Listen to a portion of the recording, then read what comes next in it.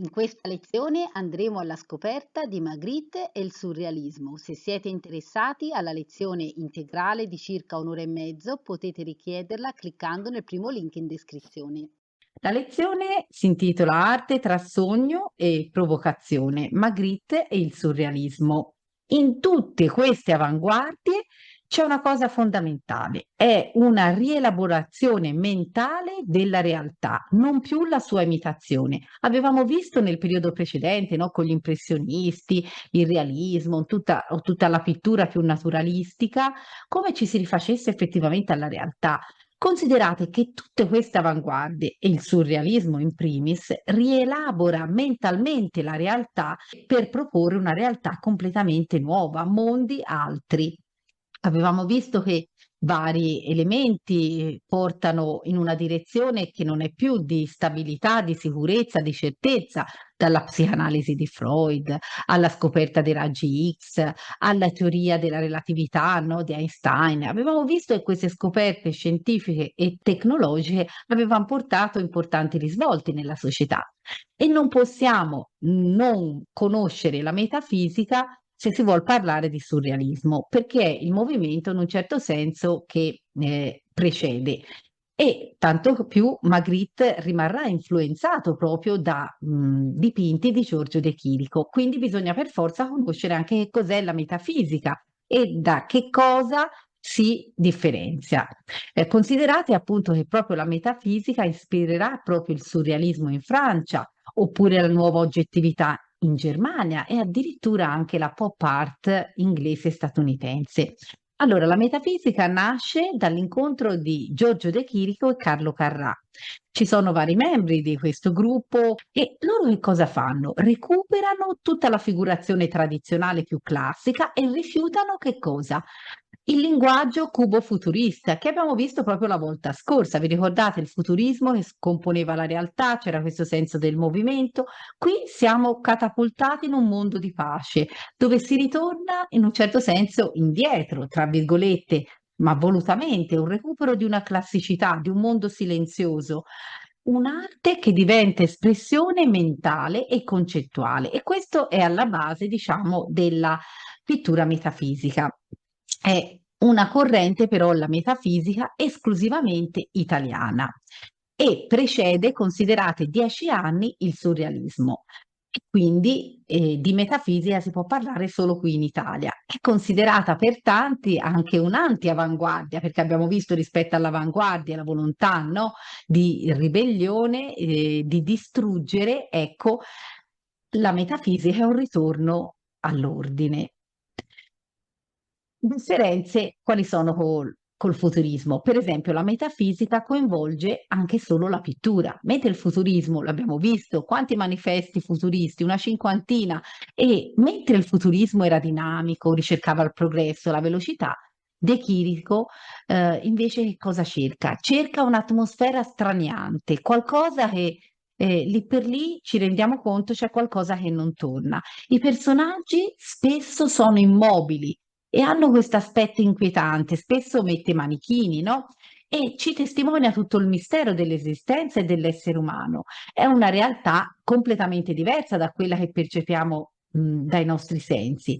E importanza, come vi dicevo, anche di un ritorno all'ordine, importanza, diciamo, di un ritorno anche alla prospettiva, al disegno, allo spazio, ai volumi, e tutte cose che i futuristi avevano in un certo senso negato, no? A causa del loro atteggiamento anche dissacrante.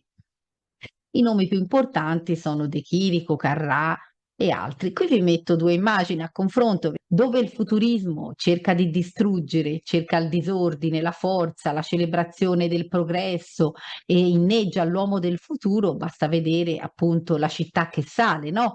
L'idea di una città in movimento, di una città dinamica e quindi capite bene come sia diametralmente opposta l'idea della pittura metafisica di De Chirico, l'enigma di una giornata. Qui non c'è niente di movimento, anzi è tutto statico, no?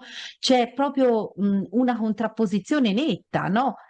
Si esalta qui l'armonia, la raffinatezza, si esalta il silenzio e anche un recupero del passato, no? Un recupero di questa classicità che ritroviamo negli edifici, ritroviamo nelle sculture.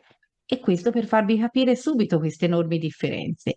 L'assurdo però che diventa anche sorpresa. Immagini della classicità, basta pensare a Canto d'amore, pensate che questa è proprio l'opera che farà riflettere Magritte. Canto d'amore, un'opera del 1914 e qui vedete ci sono immagini della classicità perché qui capite bene è ripresa una testa classica combinata alla contemporaneità. Ma c'è un guanto, c'è una palla, c'è una città sullo sfondo, un loggiato. Le proporzioni poi sono assurde, no? Perché danno questo senso anche di mistero, perché vedete la statua sta appesa come il guanto, no? La prospettiva c'è, ma è irregolare, serve per straniare, no? E la pittura diventa come una sorta di rebus, qualcosa che è da comprendere, che non tutti riescono a comprendere. Profondamente colpito da questo dipinto, Magritte, sentite come lo descrive. Un'opera che rappresentava un taglio netto con le abitudini mentali di artisti prigionieri del talento, dei virtuosi di tutti i piccoli estetismi consolidati, un nuovo modo di vedere. Ecco, per Magritte quest'opera è qualcosa di straordinario che lo invita a guardare oltre. E lui, insieme a Paul Delvaux, è considerato il maggior pittore del surrealismo in Belgio. Magritte all'inizio parte con una vicinanza al cubismo, avete visto poi il cubismo aiuta a sviluppare, no, la scomposizione, queste delle forme, i futuristi, no, che poi attueranno, aggiungeranno la quarta dimensione, no, del tempo, della velocità che avevamo visto, a una visione multiprospettica. Ecco, lui inizia con tendenze cubo-futuriste per poi approdare in un certo senso al surrealismo. È chiamato da tutti il sabotatore tranquillo. Il sabotatore è qualcuno che ci vuole sabotare, ci vuole mettere di fronte a una realtà che ci, diciamo, spaesante, no? Però è tranquillo, non è come i dadaisti o come sarà per esempio anche Dalì. Cerca di insinuarci in noi dei dubbi, lo vedrete con le sue opere. All'inizio alcune opere sembrano anche normali, tra virgolette, sembrano reali, no?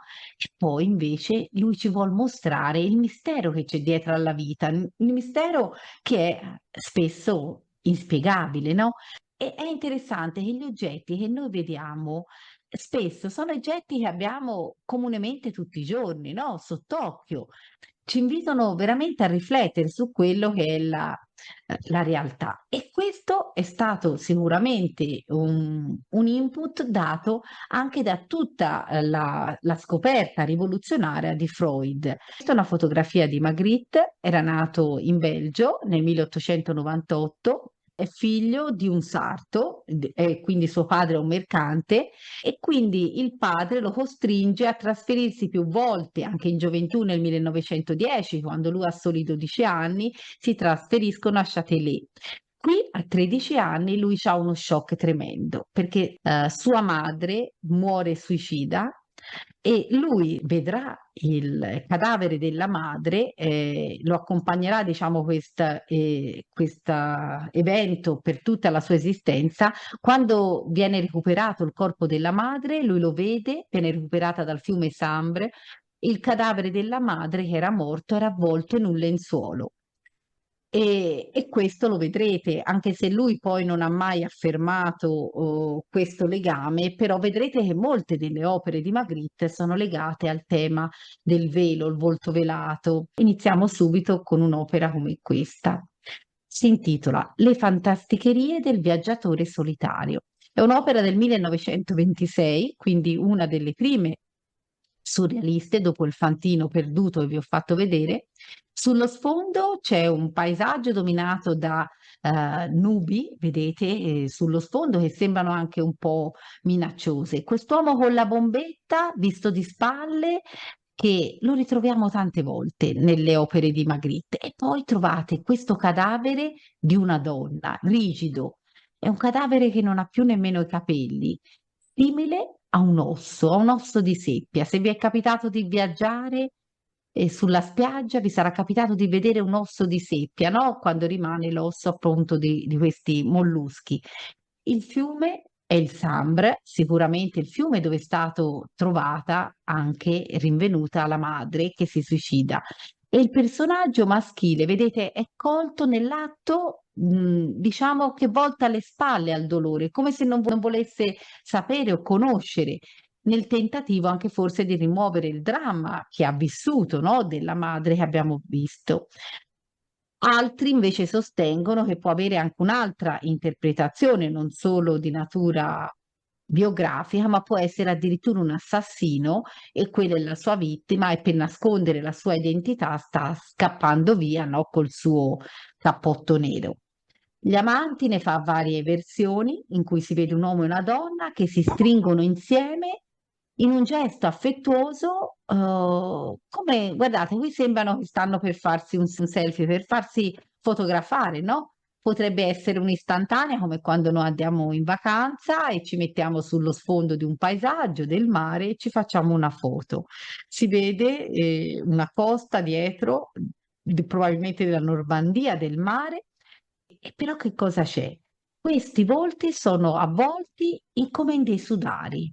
Questi sudari che coprono questi innamorati, e lo vedremo anche in altre opere, l'intimità, diciamo, di questa istantanea, di questa vacanza, in un certo senso diventa un'alienazione, diventa un distacco, non è un qualcosa, il fatto che stiano vicini, ma siano comunque separati da un lenzuolo, da questo senso anche di quasi di soffocamento e anche di morte.